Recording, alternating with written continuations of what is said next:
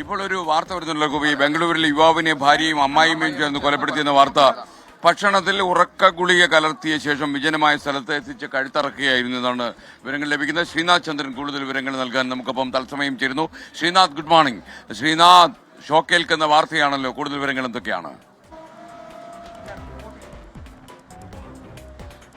Good morning. 37 വയസ്സുള്ള ലോക്നാഥ് സിംഗ് എന്നയാളാണ് മരിച്ചത്. ഇദ്ദേഹം ഈ റിയൽ എസ്റ്റേറ്റ് രംഗത്താണ് പ്രവർത്തിക്കുന്നത്. അങ്ങനെയുള്ള ചില ബിസിനസ് അദ്ദേഹത്തിനുണ്ടായിരുന്നു. ഏതാണ്ട് 2 വർഷത്തോളം ഒരു സ്ത്രീയുമായി അദ്ദേഹത്തിന് പ്രണയമുണ്ടായിരുന്നു. പക്ഷേ ഈ കുടുംബങ്ങൾ ആ വിവാഹത്തിന് സമ്മതിച്ചില്ല. അങ്ങനെ ഡിസംബറിൽ അവർ രജിസ്റ്റർ മാരേജ് ചെയ്തതാണ്.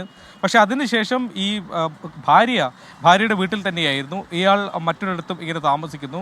കഴിഞ്ഞ ഒരാഴ്ചയ്ക്ക് മുൻപാണ് ഈ ഭാര്യയുടെ കുടുംബം ഈ ബന്ധത്തെക്കുറിച്ച് അറിയുന്നത്, ഇവർ രജിസ്റ്റർ മാരേജ് ചെയ്ത വിവരത്തെക്കുറിച്ചൊക്കെ അറിയുന്നത്. പക്ഷേ അതേസമയം തന്നെ യുവാവിന് മറ്റ് ചില ബന്ധങ്ങൾ കൂടി ഉണ്ട് എന്ന വിവരം ഈ ഭാര്യയും അറിയുന്നു. അങ്ങനെ കുടുംബം ഒന്നാകെ ഈ യുവാവിനെതിരെ തിരിയുന്നു. ഇയാൾക്കെതിരെ ഒരു പക ഇവർക്കിടയിൽ ഉണ്ടാകുന്നു. മാത്രമല്ല ഈ അവിനാശ്, ഈ പ്രതി നേരത്തെ പല സാമ്പത്തിക തട്ടിപ്പ് കേസുകളും പ്രതിയായിട്ട് കൂടിയുണ്ട്. അങ്ങനെ പല വിഷയങ്ങളിൽ ഇവർ തമ്മിൽ തർക്കമുണ്ടായി. അങ്ങനെയാണ് ലോക്നാഥിനെ കൊലപ്പെടുത്താൻ വേണ്ടി കുടുംബം തീരുമാനിക്കുന്നത്. അമ്മായിയമ്മയും മകളും ചേർന്ന് ആദ്യം ഭക്ഷണത്തിൽ ഉറക്ക ഗുളിക കലക്കി നൽകുന്നു. ഇയാൾ മയങ്ങിയെന്ന് ഉറപ്പാക്കിയതിനു ശേഷം അവിടെ നിന്ന് വാഹനത്തിൽ കയറ്റി കൊണ്ടുപോകുന്നു.